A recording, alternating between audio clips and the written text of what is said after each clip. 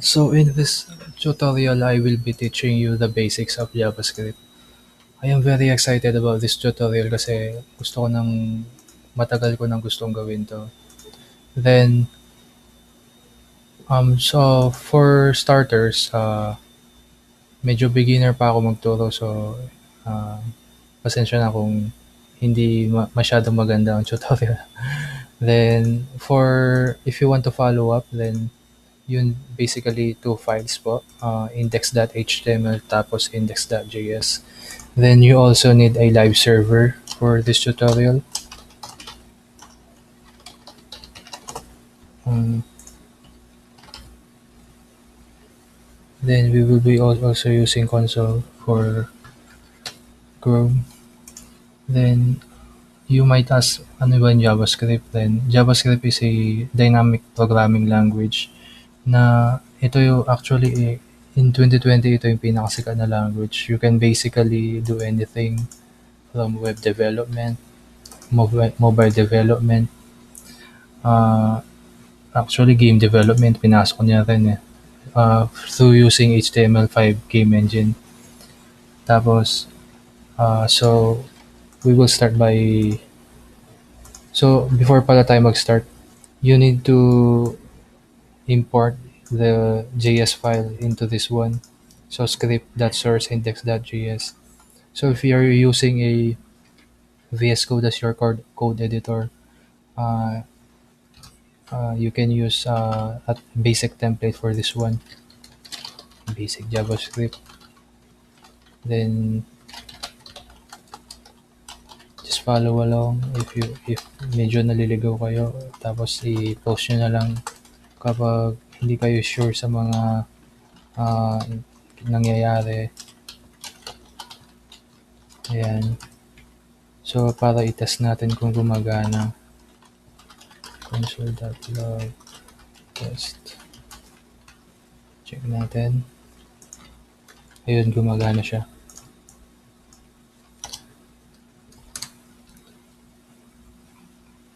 So ang basics of JavaScript ay, let's start with commenting. So usually ako, kapag nagko-comment ako, ito yung ginagawa ko, backslashes tapos comment, or you can use yung shortcut ng VS Code, which is highlight yung word tapos Control K C. Yung iba naman ang ginagawa, they use this format. Yeah, ayan. Tapos let's start with variables.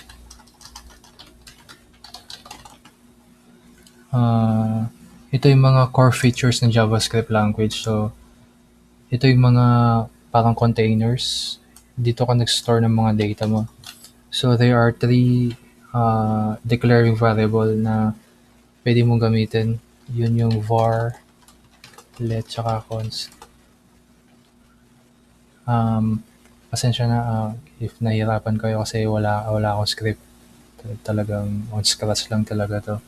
So for these three, ang the most recommended na variable na pwedeng gamitin itong const, because ito yung parang mas secure kasi hindi mo siya pwedeng ulit-ulitin kung ano yung mga dineclare mo dito.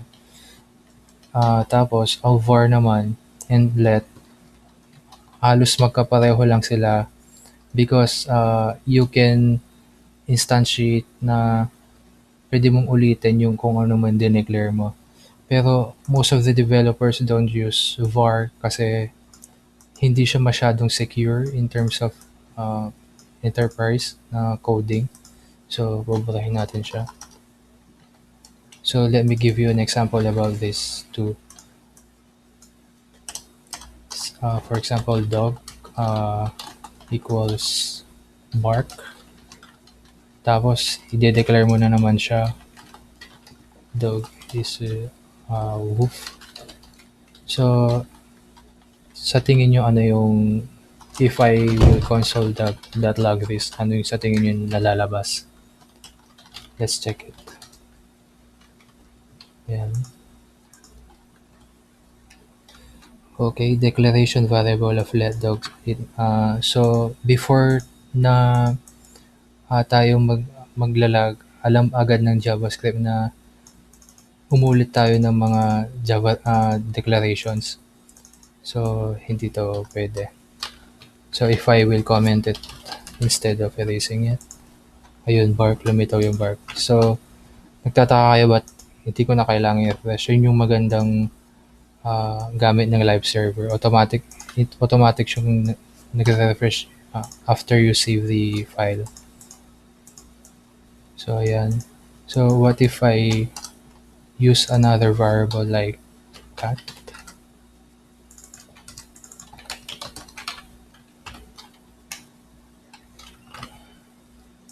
Yun, parang kasi cat nga naman. So, the most for example, we will use const. Ang alam ko, pag const, magbibigay agad ng error sa VS Code pa lang. And if we are using the same variable, okay, hindi. So, I think because we are using na yung talagang vanilla talaga, hindi siya magbibigay ng JS hint.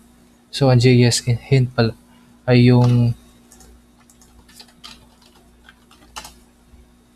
ayan. So, parang siya yung taga-detect ng error or problems with your JavaScript. So, let's proceed. So, there are 7 data types sa JavaScript. Yun ang string, undefined, integer, tapos Boolean, array, tsaka object.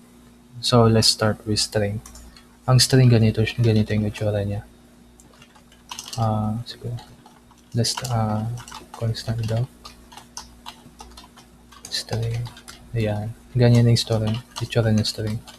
So, kapag nagko-console log kayo, I recommend na you always check kung anong data type yung kino-console nyo and kung anong itsura nun sa console log. Minsan kasi, ang maganda sa console ng Chrome or Mozilla, nag-iiba yung kulay niya kung ano yung data type na nilalagay mo. So, that is string. Second is number. Words sa ibang language, ang tawag nila integer. Siguro number daw. Cat pala. Tapos, lagay natin 2. Tapos, i-console natin para makita natin.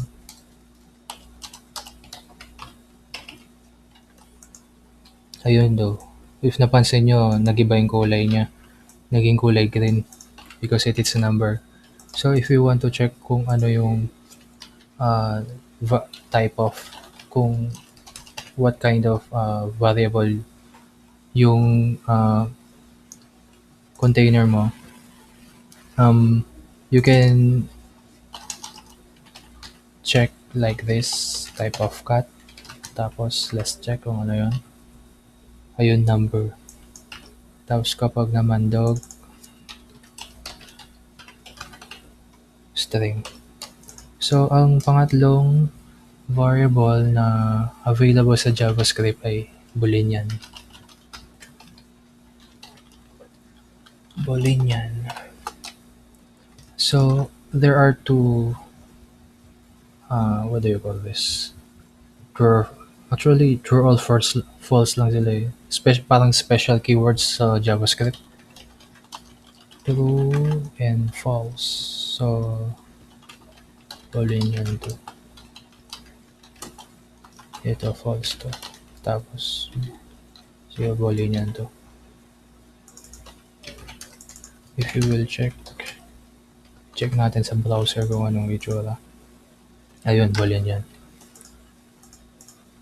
So, balahin muna natin ba? So, ang pang-apat na data type sa JavaScript ay array. Ang array naman, ganito ang itsura niya. Ganyan. So, usually ang array, ginagamit to kapag marami kang values like string, integer, na pwede mong ilagay sa loob.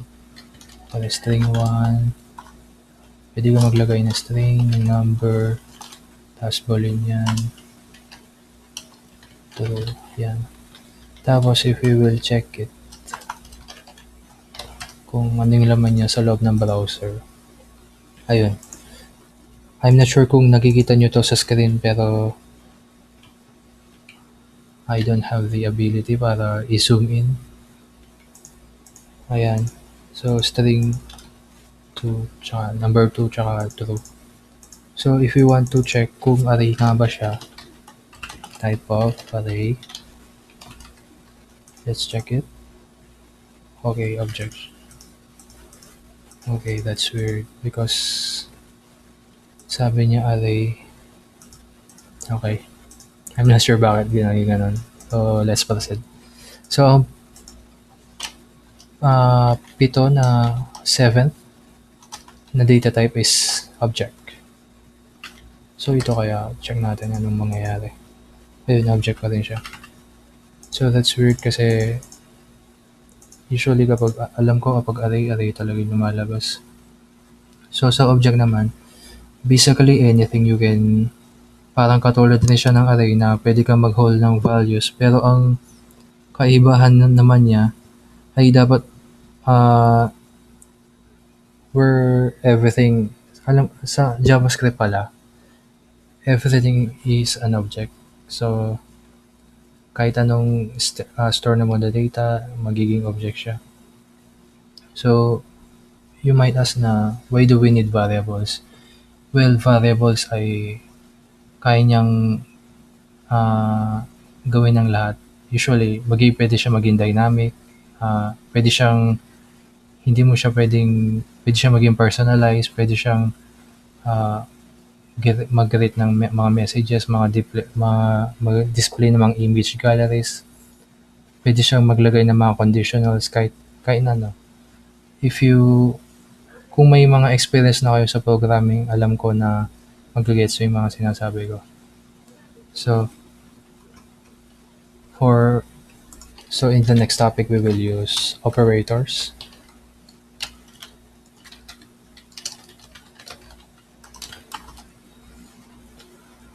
Sa JavaScript, usually anything naman available sa pag-add, divide, subtract, ano ba, multiply. So there are just different cases kung paano sila gamitin. So sa addition, if you want to add sum siguro. If you want to add something, for example, 1 plus 1, kasi console natin, you will just use the plus sign. Ayun, 2. So, automatic naging number siya. Tapos naman, if you want to subtraction, well, basic math, basic arithmetic, multiplication, division, ayan. Tapos may tinatawag silang equity, not equals, tapos does not equal, mga ganun. Usually ginagamit mga yan sa mga conditional statements, sa mga if-else. So let's try it. So first is equity. So for example, data na string is equals to data na string, we will return 2 o kaya console log true.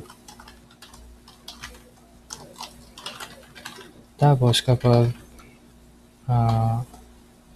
hindi siya, we will console log false, console.log pala false. Let's check. Ayun, true kasi magkapareho siya.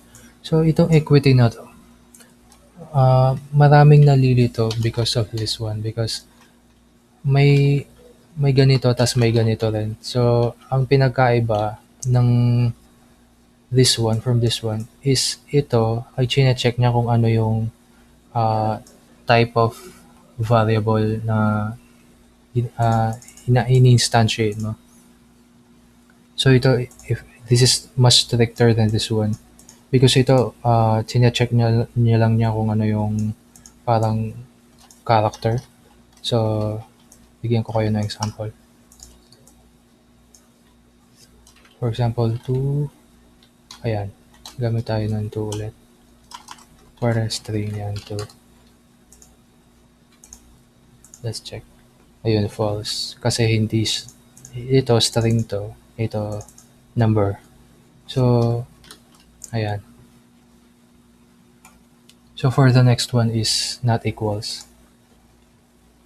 Not equals, ganito yung itsura niya.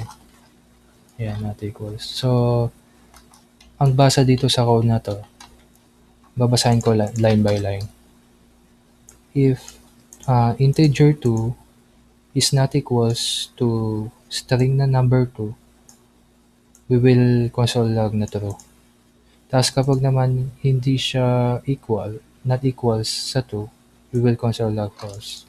So what do you think magiging result? Ayun, kasi hindi nga siya equal. So ayun. So ito pala yung mga conditionals. So sa conditionals naman, there are different ways para makapag-ano ka ng conditionals. Usually ito yung mga ginagamit kapag if you want to express na ang value ay mag-return ng true or false. So ito yung pinaka-basic na conditional na pwede natin gamitin. They are like two. I think they are, no, they are, I think, ternary operators pala yung mga tawag doon. So, we will skip that muna kasi basics muna tayo. So, the next one is functions. So, ang functions ay packaging functionality that you wish to reuse. So, if example, I will give you an example para maliwan. So, hindi muna tayo gagamit ng mga ES6 syntax kasi basic muna tayo. Yan, function, tapos test function.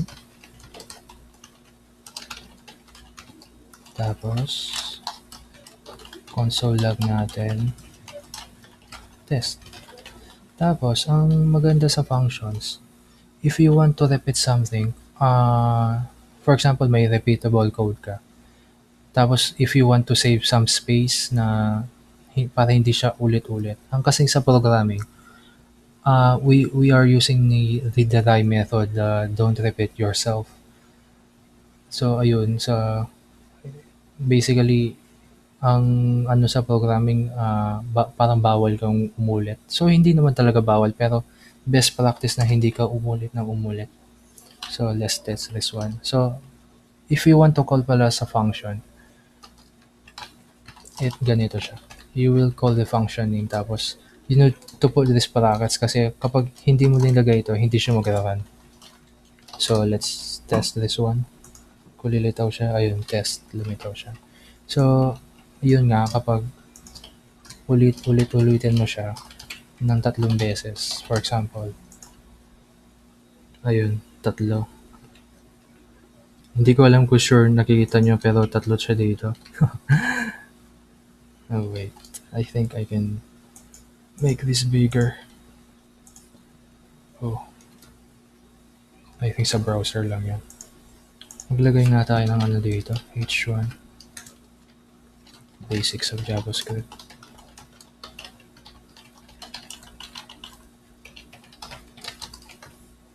Ayan. So, ang next naman, after ng function ay mga events. So, ang events, ginagamit mga to kapag when you want to listen for things na nangyayari sa browser mo. So, they are like triggers na fina-fired mo sa browser when you click on something like mouse, keyboard, events. Okay, so ang basic sa events ganito document. So, bali ang document pala, okay, console natin kung ano yung laman ng document.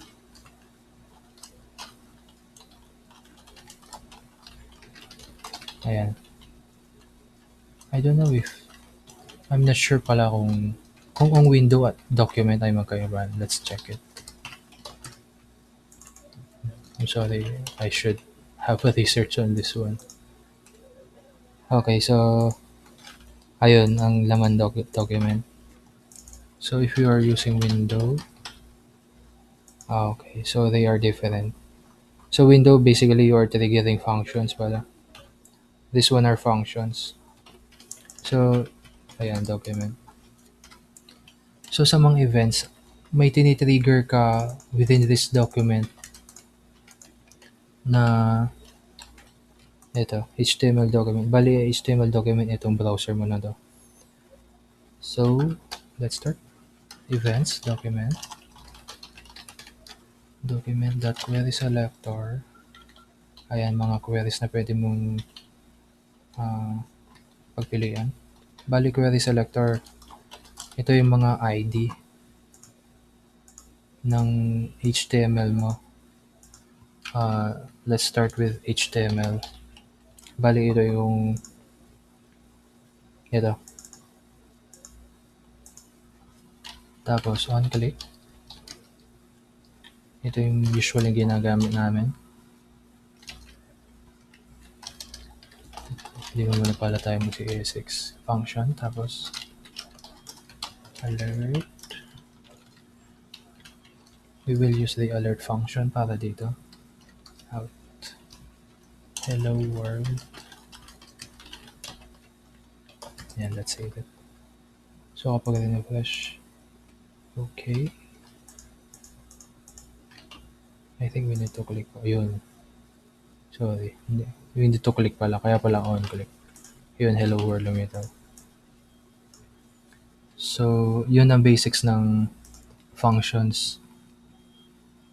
So, if you want pala na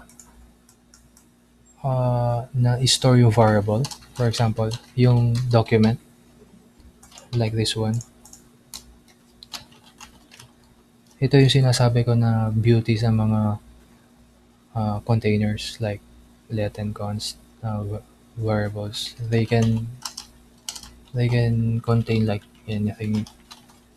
But for example, my HTML document that query selector.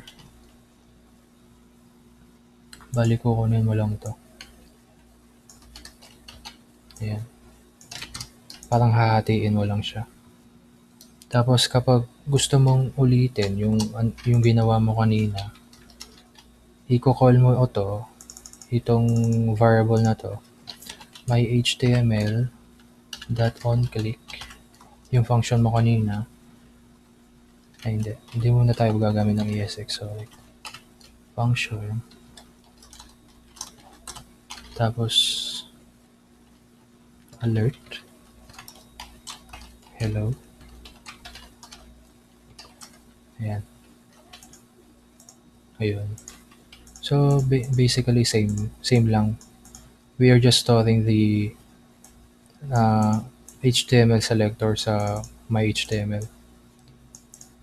Ang maganda kasi dito, for example, if you want to have another selector like this one, my HTML dot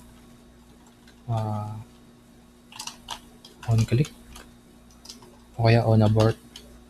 Ayan. Tapos ikaw na bahala kung anong gusto mong ilagay sa loob ng function mo. If you want to store something, if you want to delete something. Ayan. So, natapos na tayo sa mga events. So, ang susunod naman, mga nulls siguro. Mga data types na hindi masyadong familiar sa mga beginners. Ayan, null. Tapos, mga undefined. Bali, itong mga to, there are cases kasi na may mga data na naglalabas ng ganitong mga response. So if you want na kasi ang usually na ginagamit ko sa mga ganito ay sa mga conditionals if I want to show something if the response is undefined or null. Basically, I want to yung store na variable into zero. So, ayun. So, that's it. That's the basic of JavaScript. So, I hope na marami kayo natutunan and wish me luck sa mga susunod na video. Sana makagawa pa ako ng mga ganito. Thank you everyone.